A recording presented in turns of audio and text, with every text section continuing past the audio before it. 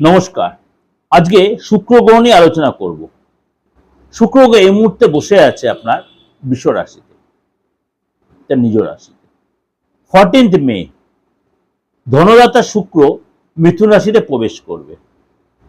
12 রাশির ক্ষেত্রেই কিন্তু তার প্রভাব পড়বে। যেমনি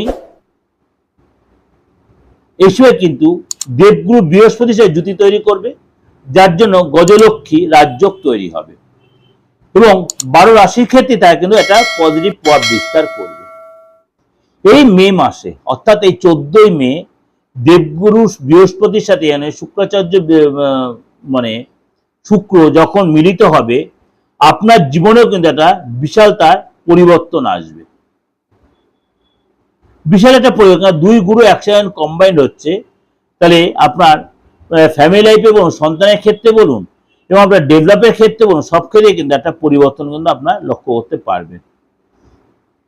গুরু আর শুক্রের এই মিলন ভগবান বিষ্ণুর সাথে গণেশজি কিন্তু একটা মিলনের মতো। সুতরাং এই সময় কিন্তু বিষ্ণুর সহস্রনাম পাঠ করলে কিন্তু অনেকটাই আপনি এখানে উপকৃত হবেন এবং এই সময় কিন্তু অবশ্যই আপনি গণেশজির পুজো করলে অনেকটা ডেভেলপ পাবেন। চলুন তাহলে জেনে নিই। মিথুন রাশি, আপনার রাশিতেই দেবগুরু বৃহস্পতি দীর্ঘদিন বিরাজমান রয়েছে এবং সেখানে শুক্রদেব এসে এন্ট্রি নিচ্ছে, অর্থাৎ দুই রাশির গ্রহে এখানে জুতি তৈরি হলো। এই সময় কিন্তু আপনার ইচ্ছা পূরণের সময়, এই সময়টা যেন ইচ্ছা পূরণের সময়। আপনি পড়াশোনা করছেন বা চাকরি করছেন বা আপনি অবিবাহিত রয়েছেন, আপনার বিয়ের যোগাযোগ তৈরি হবে। আপনি পড়াশোনা করে রিসার্চ করছেন, যথেষ্ট ডেভেলপ করবেন। দীর্ঘদিন মনের ইচ্ছা পূরণে বাধা পড়ছিল, আপনার মনের ইচ্ছা পূরণ হবে। শরীর স্বাস্থ্য আগের চেয়ে অনেকটা বেটার হবে এবং ফ্যামিলির সাথে আপনি অনেকটাই সময় কাটাবেন। যাদের সাথে ফ্যামিলি যে লোকের বা গুরুজনদের সাথে বলুন বা আপনার পার্টনার সাথে যে একটা ডিস্টেন্স তৈরি হচ্ছিল, সেই ডিস্টেন্স অনেকটাই মিটে যাবে। উভয়ের মধ্যে একটা বন্ডিং সিচুয়েশন তৈরি হবে, বুঝদার হবেন আপনারা এবং এই সময় কিন্তু আপনার দায়িত্ব বৃদ্ধি হবে। দীর্ঘ সময় ধরে যে কাজ আটকে, যে কাজ কিন্তু এখানে ফুলফিল হবে। মানসিক টেনশন অনেকটাই কমবে, কিন্তু আপনাকে অনেক প্ল্যান করে এগোতে হবে, খরচে কন্ট্রোল করতে হবে। সম্পত্তি কেনার যোগ রয়েছে, বিশেষ করে ফ্ল্যাট বা জমি কেনার যোগ তৈরি হবে বা গাড়ি কিনতে পারেন। অবশ্যই এটা যাচাই করে নেবেন, কোনো ভুল জায়গায় ইনভেস্ট না করেন। অবশ্যই আপনার সম্পত্তির ব্যাপারে বা কাগজপত্র অবশ্যই যাচাই করেন, আপনার জন্য ভালো হবে। চাকরির সাথে যারা জড়িত আছে তারা কিন্তু এই সময় যথেষ্ট ডেভেলপ পাবে। চাকরির সাথে যে জড়িত হয় তারা যথেষ্ট ডেভেলপ পাবে, যথেষ্ট আপনার ইচ্ছা পূরণ হবে। চাকরির জায়গায় আপনার কলিগরা আপনার বিরুদ্ধাচারণ করছিল, কনস্পিরেসি করছে, তারাই কিন্তু আপনাকে সাপোর্ট দেবে।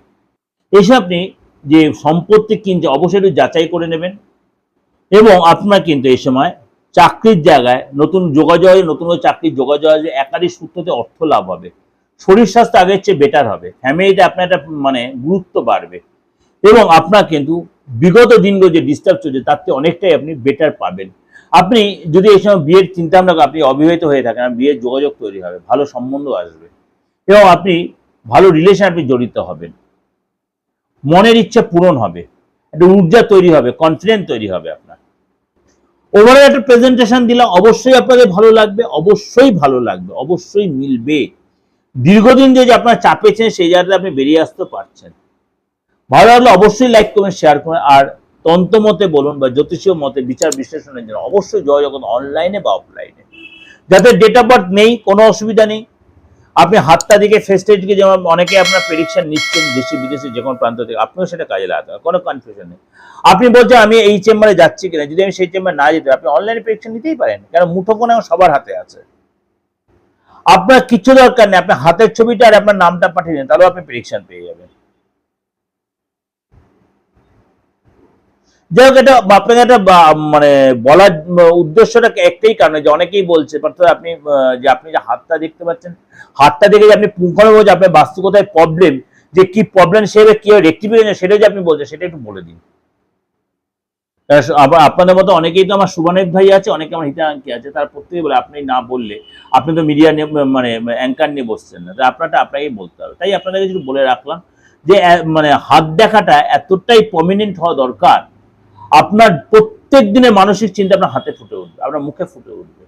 উঠবেই, অলবাত উঠবে।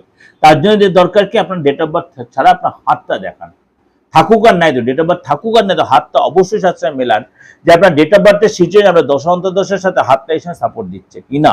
দেখা যায় দশা অন্তর্দশা কোনো নেগেটিভ এখন দশা চলছে, নেগেটিভ কোনো অন্তর্দশা চলছে, আপনার হাতটা পজিটিভ সাপোর্ট দিয়ে আপনি খেলে বেরিয়ে যেতে পারবেন।